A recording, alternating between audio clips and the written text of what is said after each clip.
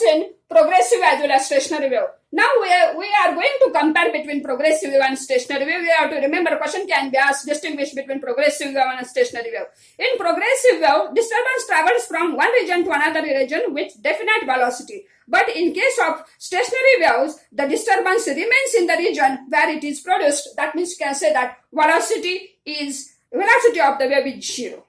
Here, in progressive wave, amplitude of all particles are same, but in stationary wave, the amplitudes of particles are different. That is that it varies from 0 to A.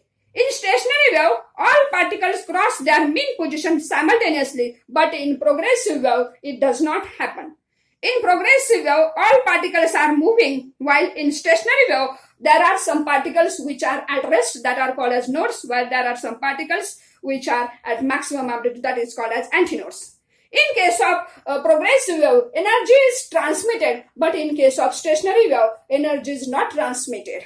Here, all particles between two consecutive nodes are moving in the same direction and are in the phase, while those in the adjacent loop are moving in opposite direction. They are differing in phase by 180 degree in stationary wave. But in progressive wave, phase of adjacent particles are different. These are certain distinguished points between progressive wave and stationary wave that you have to remember. We have seen the properties of progressive wave. We have also seen the properties of stationary wave and the difference between progressive and stationary wave that we have seen, the comparison of progressive and stationary wave.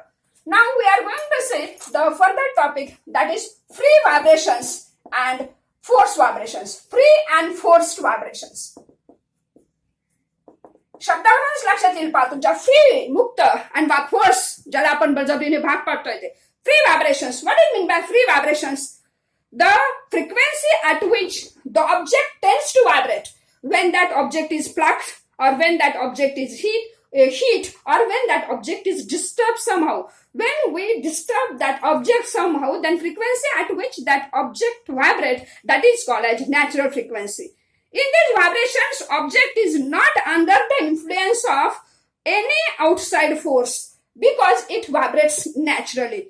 As you can say that, example of simple pendulum. If this simple pendulum is pulled to one side and release it, then you will find that it performs to and fro motion about its mean position. Here, similarly, when the string, this simple pendulum that vibrates with its natural frequency, if the string is plucked, string of guitar is plucked, then you can say that it performs free vibrations with its natural frequency. In free vibrations, the body is first given an initial displacement and the force is then withdrawn. The body starts vibrating and continue the motion on its own. No external force act on the body further to keep it in motion. जसं आपण आता पाहिलं, simple पेंडुलमला आपण एका साईडला पुल केला, release केला, it performs to and fro motion. त्याची मोशन सुरुवातीला आपण त्याला डिस्प्लेस करतो, आपण त्याला फोर्स लावतो, नंतर त्याची मोशन कंटिन्यू राहते जरी आपण फोर्स काढून घेतला तरी. किंवा when we swung in a swing, जसं आपण झोका घेतोय, सुरुवातीला आपण झोका घेतो, नंतर झोका आपला चालू राहतो, आपण त्या ठिकाणी कुठल्याही प्रकारचा एक्सटर्नल फोर्स लावत नाही. That is the example of free vibrations. Or if the string of guitar is plucked, then it vibrates. That are free vibrations. That means it is not under the influence of any outside force. It vibrates freely on its own accord. If initially we have given certain displacement and then we have withdrawn the force, the body starts vibrating and continue its motion on its own. Here, in case of free vibrations of a system is that system vibrates at its natural frequency. In case of free vibrations, a body continuously loses energy in order to avoid the frictional resistance of the medium, and therefore there will be the loss of energy will takes place. That is, amplitude of oscillation goes on decreasing and eventually a body come to a rest. आपण लक्षात येईल पहा, आपण झोका खेळतोय, सुरुवातीला झोका चालू राहतो, पण नंतर आपल्या लक्षात येईल जसं जसं त्याच कमी कमी होत जातो आणि एकदम तो थांबतो. Because when it passes through the medium, the frictional resistance, the energy has to be spent to overcome the frictional resistance of the medium, and therefore amplitude of oscillation goes on decreasing and finally it comes to a stop. This is the related to free vibrations that we have seen. What do you mean by force vibrations? Force म्हणजे आपण external force देतोय त्याला, That is, the vibrations in a drill machine and in a washing machine are free vibrations. Drill machine किंवा washing machine मध्ये जे vibrations होत असतात that is the force vibrations. Also, the vibrations produced on tabletop due to tuning forks of the two different frequencies. तुम्ही आता सोनोमीटरचा experiment करणार आहात. आपण table टॉपवर frequency tuning फोर्कची frequency देतो ती आपण त्याला एक्सटर्नल फ्रिक्वेन्सी दिलेली असते तुमच्या लक्षात येईल नंतर. That is the force vibrations.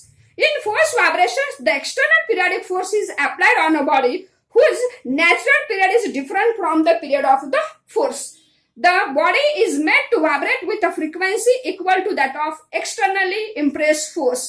ज्यावेळेस आपण एक्सटर्नल फोर्स देत असतो त्यावेळेस ती बॉडी व्हायब्रेट होते. ती कुठल्या फोर्सनी, जो एक्सटर्नल फोर्स आपण दिलेला आहे त्या एक्सटर्नल फोर्सनी ती बॉडी व्हायब्रेट होत असते. त्याच्यामुळे नॅचरल फ्रिक्वेन्सीपेक्षा ती फ्रिक्वेन्सी कशी असते, वेगळी असते. The amplitude of force vibration depends upon. मग हे अँप्लिट्यूड फोर्स व्हायब्रेशनचं कशावर अवलंबून असतं?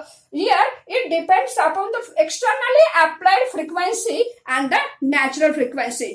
That is, here the difference between the frequency of external periodic force and natural frequency of the body. If this difference is small, then amplitude is large, and if this difference is large, then amplitude is small. And if this external frequency exactly matches with the natural frequency, at that time that begins to vibrate with maximum amplitude, and that is the example of, that is the case of resonance. That is, resonance is one of the case of force vibrations. That is, and in case of force vibrations, the body vibrate with a frequency to the which is given to that of the externally applied force. And at that time, the amplitude of this force vibration that depends upon the difference between the external applied periodic frequency and natural frequency. If that difference is small, then amplitude is large. If the difference is large, amplitude is small. And sometimes this happens, that is when the external frequency and natural frequency matches with each other. At that time, that air column or that begins to vibrate with maximum amplitude. And that is the case of resonance. And therefore, you can say that resonance is one of the case of force vibrations. While studying the resonance tube, here you have to do one of the experiment resonance tube in your laboratory. At that time, you have to see how the resonance will be produced. At that time, the external frequency and natural frequency that matches with each other, the air column begins to vibrate with maximum amplitude and emitting a loud sound, and then you can note the readings. This is the related to free vibrations and force vibrations. Now we are going to say what is meant by harmonics and overtones. Harmonics and overtones. What is this harmonics and overtones? Whenever a string or air column is set into vibration.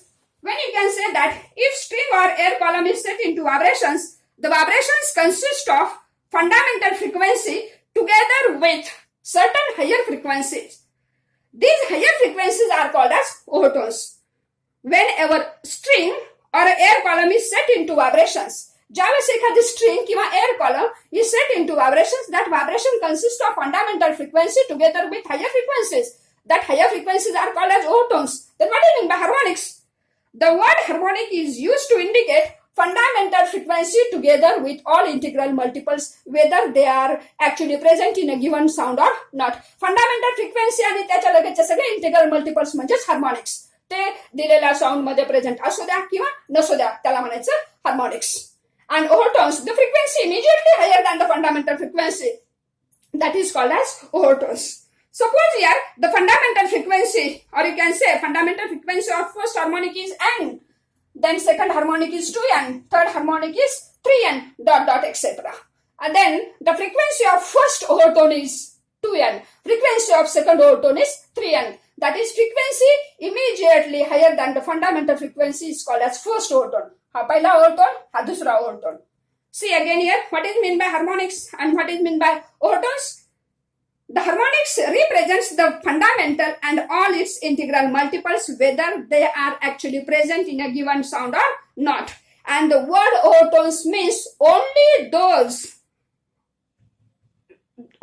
frequencies which are actually present in a given sound, that is called as overtones. Harmonics म्हणजे fundamental frequency together with all integral multiples, whether they are actually present in a given sound or not. That is, here if fundamental frequency is n, this is first harmonic, this is second harmonic, this is third harmonic. But overtone means only those frequencies which are present in a given sound that is called as overtones. In this case, if fundamental frequency or first harmonic is N, second harmonic is 2N, third harmonic is 3N, fourth harmonic is 4N, then frequency immediately higher than, this is the fundamental frequency. Frequency immediately higher than fundamental frequency is called as the first overtone. Overtone means only those frequencies which are present in a given sound. Therefore, this is the frequency of first overtone. This is frequency of second overtone. This is frequency of third overtone. In order to understand this concept, suppose that we have taken vibration. In case of vibrations of an air column in a pipe closed at one end, it consists of only odd harmonics. That means the frequencies present in this case are N, 3N, 5N, 7N. That is, I have called it consists of only odd harmonics. That is N, 3N, 5N, 7N. This is the fundamental frequency. This is third harmonic. This is fifth harmonic. This is seventh harmonic, etc. But in this case, the frequency of first overtone is first overtone. This is 3N, second overtone 5N, third overtone 7N, etc. आता तुमच्या लक्षात आलेलं असेल harmonics म्हणजे काय आणि ओव्हरटोन्स म्हणजे काय. Here, in case of pipe closed at one end, it consists of frequencies or harmonics only N, 3N, 5N, 7N, etc. That means here, this is the fundamental frequency or first harmonic, this is third harmonic, this is fifth harmonic, this is seventh harmonics. Therefore, I have said odd harmonics. And the frequency of first overtone is 3N, frequency of second overtone is 5N, frequency of third overtone is 7N. In this way, you have seen what is meant by harmonics and what is meant by overtones. तुम्हाला समजलेलं असेल what is meant by harmonics and what is meant by overtone. Now we are going to see the topic that will be end correction. What is this end correction?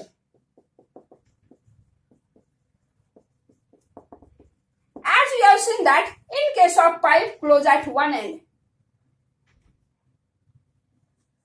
here the boundary condition, in case of vibrations of an air column, this is antinode, this is node, this is antinode, this is node. In case of pipe closed at one end or it may be open at both ends, the boundary condition is that there should be node is formed at the closed end while antinode is formed at the open end, because the particles at this closed end are not free to vibrate, and therefore here node is formed at this closed end while particles at the open end are comparatively more free to vibrate. But here this antinode is not situated exactly at the open end, but it is situated a little distance beyond it, because the particles at this open end are more free to vibrate, and therefore the distance between this position of antinode and open end of the tube, this is called as end correction. What is end correction? The distance between position of antinode and the open end of the tube, that is called as end correction, and that end correction is equal to 0.3 into d, where d is inner diameter of the tube. See again here, in case of pipe open or closed end, as we have seen that how the waves will be produced in an air column vibrates. Either pipe may be open at both ends, it may be closed at one end. The boundary condition is that there should be node is formed at the closed end while antinode is formed at the open end, because at this node the particles are not free to vibrate, and nodes are the point that where displacement is zero. Here this antinode is not situated exactly at the open end, but it is situated a little distance beyond it. This distance between end of the tube and that of the position of antinode, that is called as end correction, and that end correction is equal to 0.3 into d, where d is inner diameter of the resonance tube. In case of pipe open at both ends, then capital L is equal to L plus E. What is this capital L? Capital L, that means this capital L. L is equal to small l plus E. Small l, that means this is small l.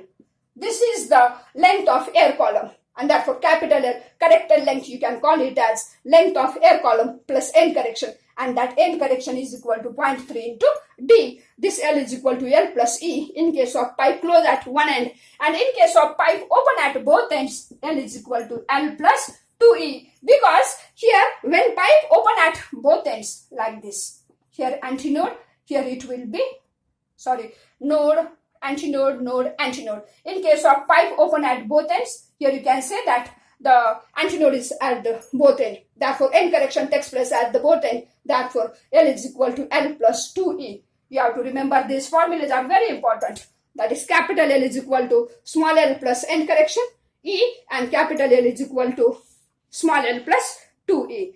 This is, you can call it as a corrected length. This is related to end correction. What is meant by end correction then?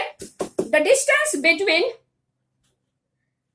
open end of the tube and exact position of the antinode, that is called as end correction. We have seen this end correction in case of pipe closed at one end and pipe open at both ends.